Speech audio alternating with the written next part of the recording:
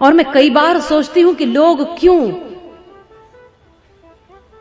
इतना घमंड करते हैं और किस पर करते हैं। मुझे तो इस दुनिया में ऐसी कोई चीज दिखाई नहीं देती जिस पर घमंड किया जा सके। कोई एक वस्तु ऐसी बताओ जिस पर आप घमंड कर सकते हो। प्रभु का नूर जो देखे वही इंसान होता है, और जो भरता पेट है केवल वो तो हैवान होता है। जानता है कि मौत एक दिन मुंह के बल गिराएगी, न जाने फिर भी क्यों इंसान को अभिमान होता है। इस शरीर पर अभिमान करते हो तो कभी उन बुजुर्गों को देख लेना जिनकी कमर झुक गई है और जिनके चेहरे पर झुर्रियां पड़ गई हैं।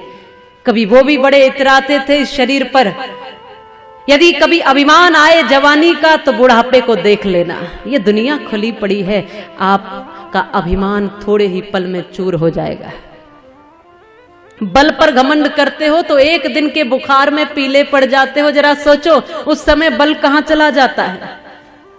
लक्ष्मी पर अभिमान करते हो तो ये लक्ष्मी आज तक किसी की नहीं हुई भगवान विष्णु के सिवाय।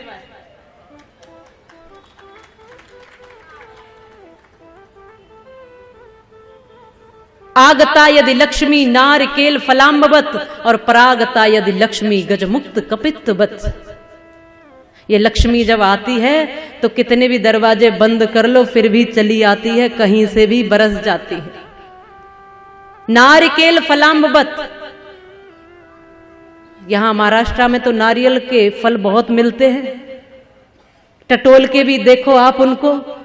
तो नारियल का फल कैसा होता है? एक गहरा सा जटाजूट, उसके ऊपर पत्थर की सी दीवार लगी हुई है और उसके भीतर भी किसी ने पानी डाल दिया। तो चिंतन करो, तुम कितने भी दरवाजे बंद करो, जब लक्ष्मी आती है तो दरवाजे बंद होने पर भी आ जाती है। इसलिए कहते हैं जब परमात्मा देता है तो छप्पर फाड़ के देता है, और अब छप्पर नहीं रहे तो छत फाड़ के भी दे देता है।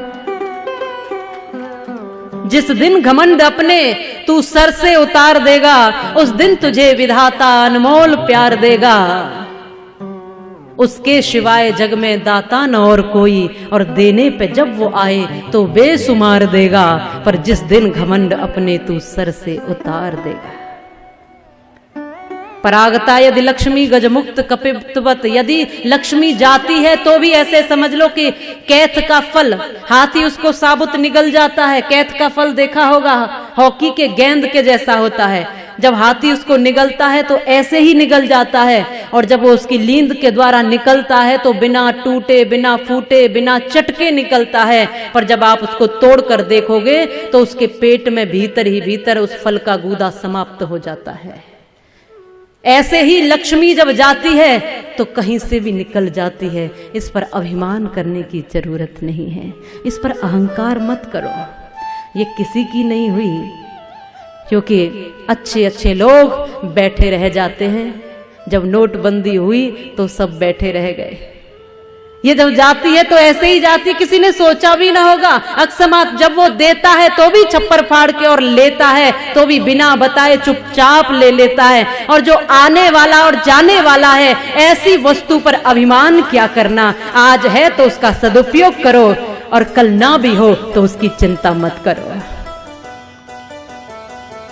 सुखी वही रह सकता है जो उम्मीदें नहीं करता, केवल अपना कर्म करता है। और यदि कभी अपने बल पर अहंकार हो तो हरियोद प्रसाद उपाध्याय, जो हिंदी के बड़े प्रसिद्ध कवि हुए हैं, उनकी कुछ पंक्तियां हैं। उन्होंने कहा है अपने आप को लेकर, स्वयं पर उन्होंने एक रचना की कि मैं घमंडों में भरा ऐठा हुआ, और एक दिन जो था मुडेरे पर खड़ा, एक दिन उड़ता हुआ, अचानक उड़ता हुआ, एक तिनका आंख में मेरी पड़ा।